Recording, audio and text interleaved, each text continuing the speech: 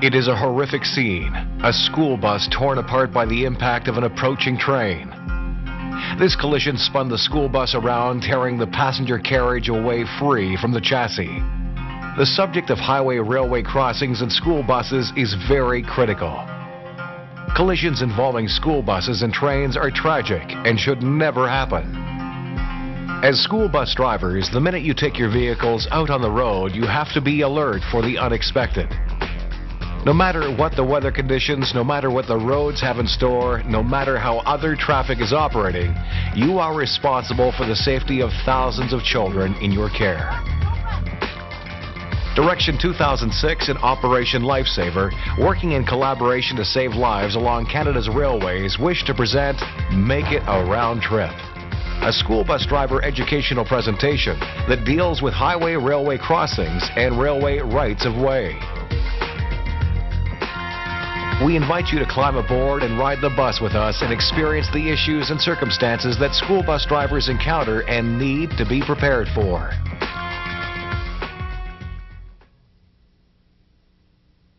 When approaching a railway crossing, you need to know that provincial law requires that you must stop no closer than 5 meters and no further than 15 meters from the nearest rail. When approaching the crossing, tap your brakes as you begin to slow down to warn other motorists that you are stopping. If you're on a multiple lane highway, don't make the stop in the center or left-hand lanes. Stay in the right lane. Be sure to observe the traffic and open the driver's window, then signal for silence as you bring the bus to a full stop. Quiet, kid. Remember, you should stop no closer than 5 meters and no further than 15 meters from the nearest rail. And you should be in the right lane.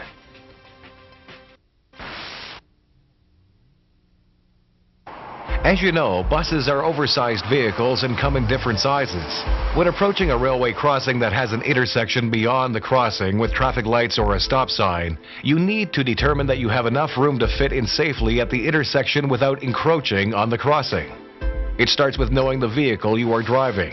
By knowing how long it is, you can then gauge if there is sufficient room on the other side of the crossing should you need to stop at the intersection.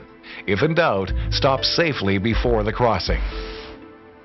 Important to remember is the fact that trains are wider than the railway track. Take this into consideration when you approach one of these crossings.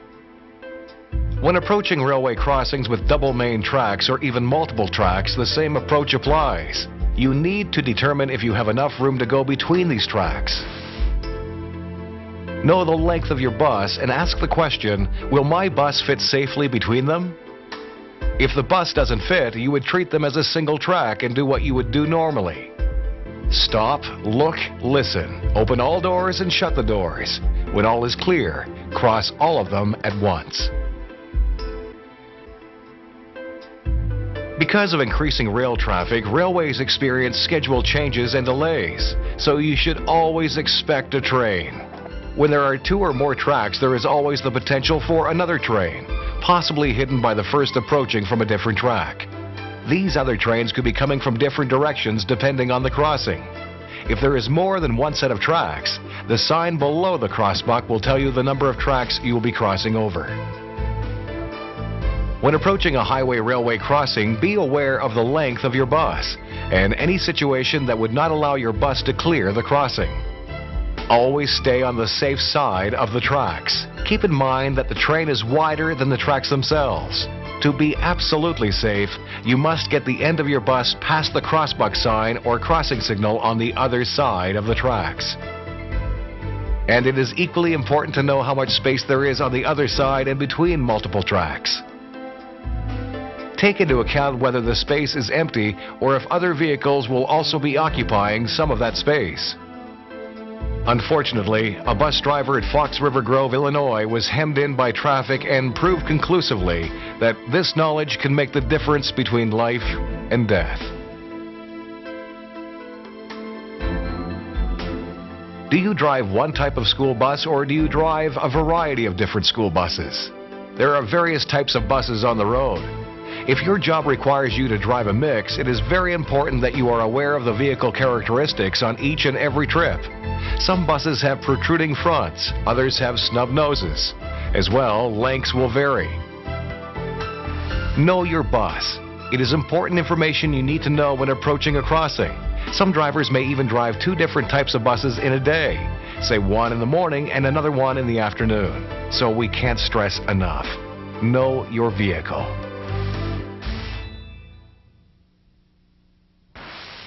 By now, you understand that any driver with the responsibility of the safe passage of a bus should know the length of the bus and know how long it will take to cross tracks safely.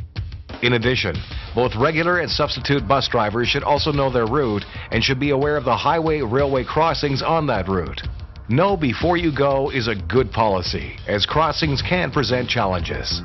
Whenever the lights at a crossing are flashing, assume a train is approaching. Stop and wait for it. If the gates are descending or are already in place, it means that a train is already close enough to chance a collision. If a bus crosses the track and doesn't have enough space, the gate will come down on top of the vehicle.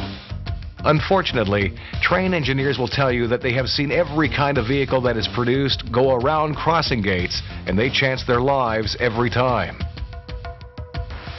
An average train running at 100 kilometers an hour can take up to 2 kilometers to stop in an emergency situation. Normal vision is about 800 meters from a crossing, some further, some less. But as a rule, by the time the train crew sees anything foul of the crossing, it's too late to stop short of the obstruction. This scene was captured live by an Oklahoma television crew taping a story on highway railway crossing safety. The bus driver was later identified and fired. Never attempt to beat the gates as they are coming down or go around them once they are in place. At 90 kilometers an hour, a school bus can stop in about 60 meters, well short of the 1.5 kilometers it could take a train at the same speed. To further demonstrate our point, here's another comparison. A train colliding with a school bus is comparable to that same school bus running over a can of pop. That's how enormous an impact a train has when it hits a school bus or any vehicle. The following reenactment graphically demonstrates the massive impact that a train has when colliding with a school bus. Every child on this bus would have been at least severely injured. The children that would be sitting in the area of impact would have been killed along with the driver. A camera placed inside the bus realistically illustrates the tremendous force generated in a train-school bus collision. If you're driving a standard transmission, it is illegal to shift while going over the tracks. You must go through the crossing without shifting gears. Penalties for not obeying the law while operating a school bus include stiff monetary fines and/or a loss of points on your license. They vary depending on the offense and the province they occur in. But rest assured, they are serious. Disasters like the one at Fox River Grove are chilling reminders of the potential for death and injury to yourself and our children at highway railway crossings. It is easy to misjudge a train's speed and distance from the crossing. Because of the train's size and your perspective as it comes toward you, it appears to be moving much more slowly than it actually is. If your bus stalls on the track, you must evacuate the students immediately. Know where to send them and keep everyone calm. Walk, don't run, meet me there is a line you should be prepared to use. Remember, in a collision, the train will probably push the bus down the tracks. Therefore, you should have the children walk in the direction the train is approaching, but at a 45-degree angle to avoid being hit by debris. There are a number of railway advance warning signs that you've seen many times. They are there to warn motorists of the potential danger, and for professional drivers, they serve as an important safety reminder.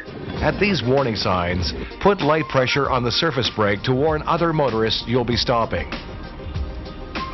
A diamond-shaped black on yellow warning sign placed ahead of a public crossing tells drivers of a potential danger.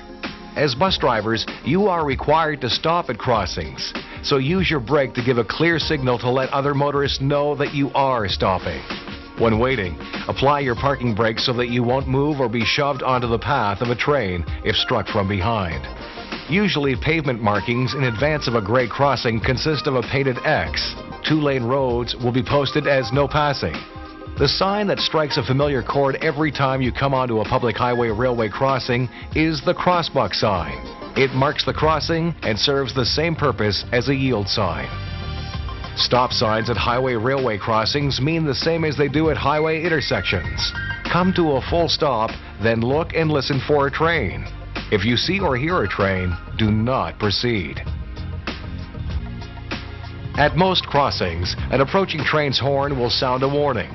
Although if your windows are closed and the children are noisy or playing radios, you may not hear it. Do not attempt to cross the tracks until you are certain that no trains are approaching. Even if the railway signals indicate the tracks are clear, you must stop, look and listen to be sure it's safe to proceed. Bad weather can obstruct your view, so be especially careful during inclement weather conditions.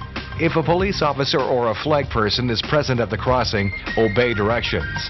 If there is no flag person and you believe the signals are malfunctioning, do not proceed. Call the 1-800 number posted in the vicinity of the crossing or your local police service for assistance. Nearly 100 people are killed or seriously injured in about 300 highway-railway crossing collisions each year in Canada. Incidents involving a school bus are very rare, but keep in mind that a motorist is 40 times more likely to die in a collision with a train than in a collision involving another motor vehicle. Drivers may travel across the same tracks every day without ever seeing a train until one day. Because you've never seen a train at a crossing doesn't mean that a train won't appear. As a professional driver, the things to remember are: know your bus, know your route, know the dangers, and never take any chances. If you follow these guidelines, you'll know all train and bus incidents are preventable. Any time is train time. Make it a round trip. Provincial laws and regulations governing school bus driver actions at highway-railway crossings may vary in each province. Please check your own province's policy to be sure that you are in compliance at all times.